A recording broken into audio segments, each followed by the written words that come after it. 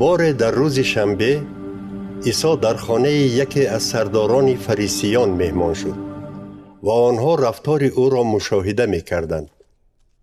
در روبروی عیسی مرد می نشست که بدنش ورم کرده بود. عیسی با استادان شریعت و فریسیان مراجعت نموده گفت: در روز شنبه کسی را شفا دادن ممکن است یا نه؟ آنها خاموش ماندند. او باشد به بیمار دست رسانده شفا بخشید و او را جواب داد.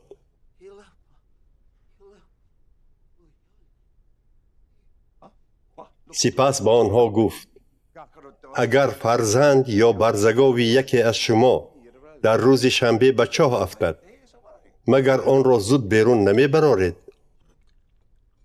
ولی آنها با او جواب داده نتوانستند. عیسی مشاهده می کرد که مهمانان می خواستند به جایهای بالاتر رفته شینند. بنابراین با آنها مسئله را گفت: وقتی که به توی عروسی دعوت می شوی، از بالا گذشته نشین، چون شاید شخص دعوت شده باشد که از تو آبرومندتر است. آنگاه صاحب خانه‌ای که هر دوی شما را دعوت کرده است آمده به تو نگوید جایت را به او بده. آن وقت شرم داشته مجبور می شوی که از پایان گذشته شینی. برعکس وقتی که تو را دعوت می کنند آمده در جای پایان بشین تا صاحب خانه آمده به تو گوید دوستم بالاتر بشین. آنگاه عزت و احترام تو در نظر همه مهمانان به جا آورده می شود. زیرا هر که خود را کلان می گیرد پست می شود و برعکس هر کسی که خود را خاکسار می گیرد سربلند می شود. بعد به صاحب خانه که او را دعوت کرده بود گفت: وقتی که ضیافت تشکیل می کنی دوستان، برادران، خویشان و همسایه های بای خود را دعوت نکن، چون که آنها نیز تو را دعوت می کنند و نیکیت را بر می گردانند. بهترش وقتی ضیافت آراستند کمبغلان و معیوبان و شلها و نابینایان را دعوت نما. آنگاه خوشبخت خواهی شد، چون که آنها نیکیت را برگردانده نمی توانند، ولی در روزی که نیکان زنده می شوند خدا نیکیت را به تو بر می گرداند. این را شنیده یکی از مهمانان به عیسی گفت: خوشبخت است آن کسی که در پادشاهی خدا ضیافت بخورد. اما عیسی به او گفت: مرد ضیافت کلان آراسته مردم زیادی را دعوت نمود. چون وقت ضیافت رسید خدمتگارش را فرستاد تا به دعوت شدگان بگوید: بیایید، الکی همه چیز تیار است. همین وقت همه یکی از پی دیگر به عذرخواهی در آمدند. یکمش گفت: می بخشید، من زمین خریدم و باید رفته آن را بینم.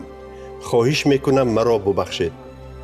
دیگری گفت: می بخشید، من 5 جفت برزگاو خریدم و حالا برای سنجیدن آنها می روم. سومی گفت: من نو زن گرفتم، بنابراین رفته نمی توانم. خدمتگار برگشته این خبر را به خواجه‌اش رساند. آنگاه خواجه در غضب شده به خدمتگارش فرمان داد: زودتر به کوچه و تنگ کوچه های شهر رفته کمبغلان، معیوبان، کوران و شلها را به اینجا بیار.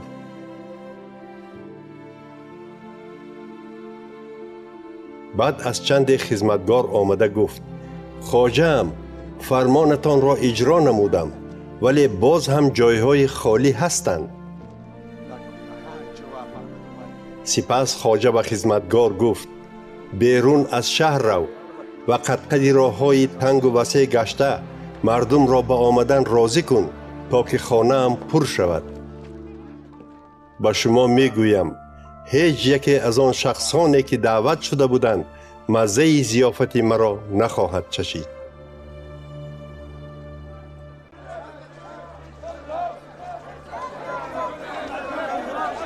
همراه عیسی مردم بسیاری می رفتند و او با آنها رو آورده گفت: کسی که پیش من می آید و مرا بیشتر از پدر و مادرش، زن و فرزندانش، برادران و خواهرانش و زیادتر از جان خود دوست نمی دارد، شاگرد من شدن نمی تواند. کسی که صلیب عذاب و مرگش را با خود نبردارد و از پی من نآید، شاگرد من شدن نمی تواند. کدام از شما مناره ساختنی شده اول نشسته خرج آن را حساب نمی کند تا بفهمد که امکانیتی به انجام رساندن ساختمان را دارد یا نه؟ زیرا اگر پای دیوار را گذاشته آن ساختمان را به آخر رساندن نتواند، همه آنهایی که این را می بینند به او خندیده می گویند این مرد ساختمان را سر کرد و به تمام کردن آن قوتش نرسید.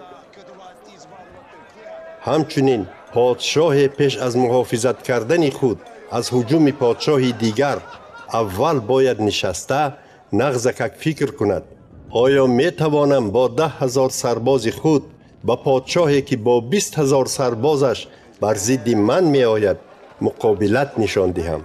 پس اگر نتواند، هنوز که دشمنش دور است سفیرانش را برای صلح بستن می فرستد. عیناً همین طور هیچ یکی از شما تا از تمام چیز و چاره خود دست نکشید نمی توانید شاگرد من باشید. نمک چیزی خوب است، ولی اگر نمک صفتش را گم کند مگر آن را باز شور کرده می شود. آن دیگر برای هیچ چیز به کار نمی آید. با آن حتی زمین را پارو کرده نمی شود. آن را تنها برآورده می پرتایند. هر کی گوش دارد بشنود.